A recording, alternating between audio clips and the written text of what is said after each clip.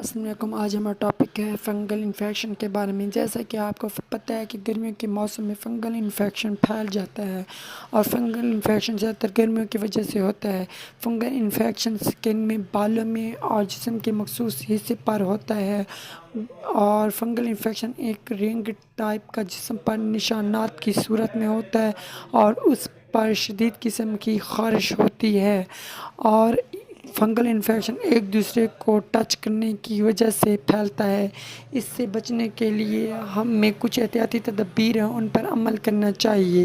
ہمیں روزانہ ڈیلی بیس شاور استعمال کرنا چاہیے، ٹاول علیحدہ علیحدہ استعمال کرنا چاہیے، سوپ علیحدہ استعمال کرنا چاہیے۔ اگر گھر میں کسی فرد کو فنگل انفیکشن ہو جائے تو ہمیں اس سے دور رہنا چاہیے، اور اس صورت میں فنگل کیپسول، کریمی اور مختلف میڈیسن استعمال کرنی پڑتے ہیں۔ اگر زیادہ کوئی مسئلہ ہو جائے تو ہمیں اسکن اسپیشلسٹ سے رابطہ کرنا